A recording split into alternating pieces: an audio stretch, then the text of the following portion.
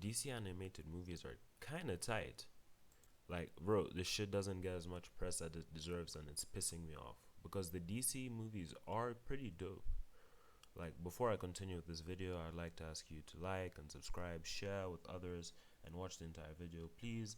I'm trying to grow. I want to feed my starving family. Now, there are some decent movies such as well-balanced Beachbody filmed Aquaman and the mildly cringy family action Shazam, which both performed well at the box office, with Aquaman putting an extra 9 zeros in Warner Bros. Bank account. But it only just recently feels like, DC has started getting their act together and started making stuff that people don't instantly want to forget after watching. Well, young grasshopper. Let me tell you something. DC has always made good movies. It's just not the big budget ones. I'm gonna tell you about a little something called the DC Animated Universe.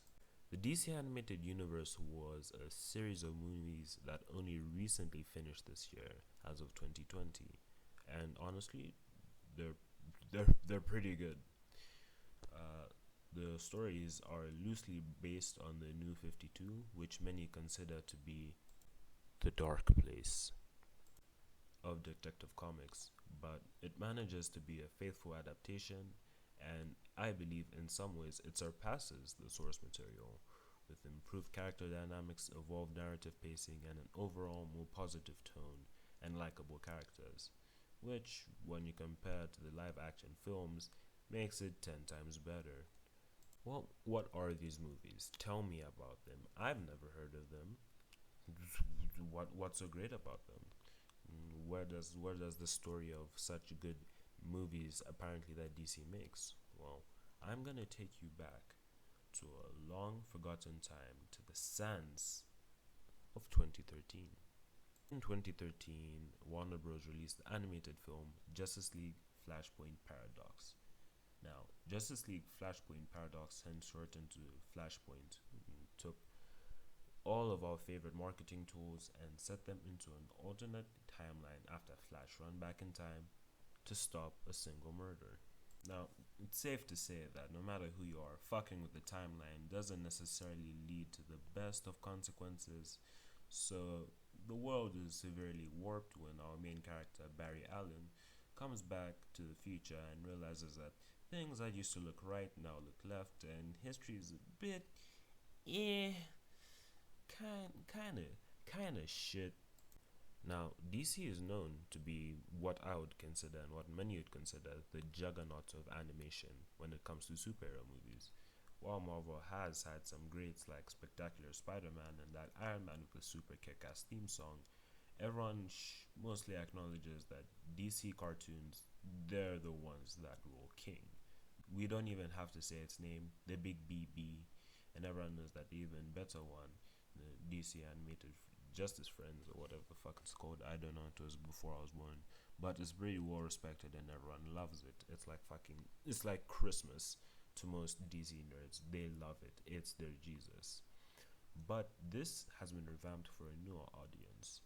The DC Animated Universe is a new series of movies, not directly connected, but it's safe to assume that there's at least some correlation, which can be linked to the start of the Flashpoint Paradox. Alright, the Flashpoint Paradox being the first movie in the entire series of 16 movies, it's not going to go over the entire narrative that ensues because it's massive. It's actually pretty crazy how deep it goes. It's constantly branching, relating back to older stuff, new stuff. It's pretty crazy actually. They did a pretty solid job establishing this universe. But I would recommend that you just watch it yourself. It's a great time. Start with Flashpoint, see if you like it, and I'm sure you'll write it out through the ends. But if you're going to get into watching them, this is the watch order.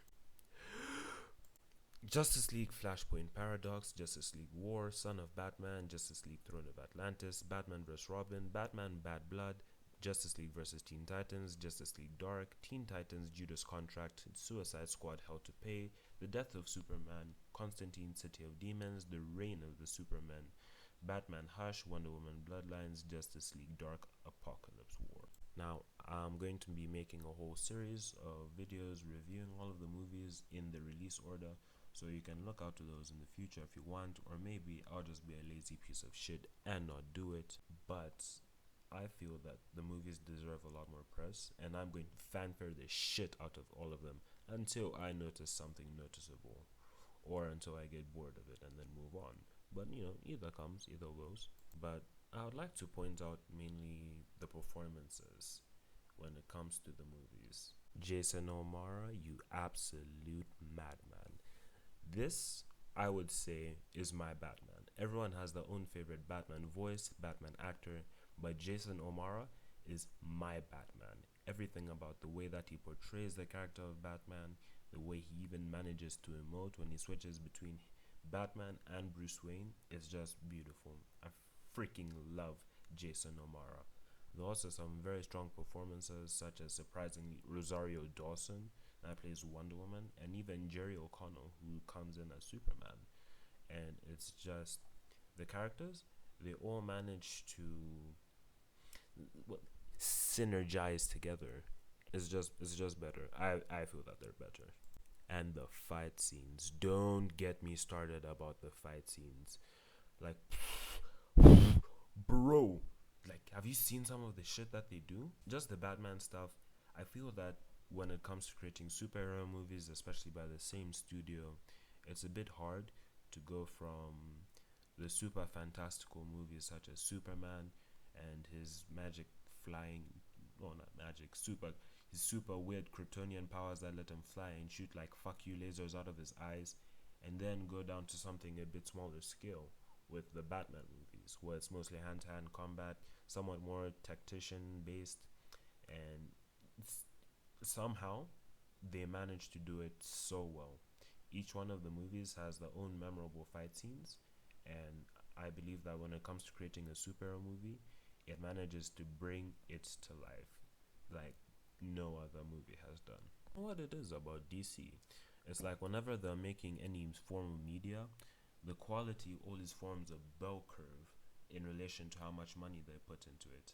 Like at the very top, they've got the movies that are pretty ass, which have had like the highest budgets, and then in the middle you have like most of like the okay stuff. Like just after the movies, you've got stuff like the CW, which most people say is pretty bad, and I agree in some cases, but I feel most of the earlier seasons of the CW were pretty good. And then you've just got the animated stuff, which are just juggernauts. They're so good. And then towards the end, you've got where the comic book industry is now heading. Its quality is kind of dipping. You know what I'm saying? Like it's it's not it's not very good. Yeah, no, it's not very good. But honestly, for some reason, that chunk in the middle is so good, and it doesn't really make sense. And I feel that the best example of it is these movies, this series of movies.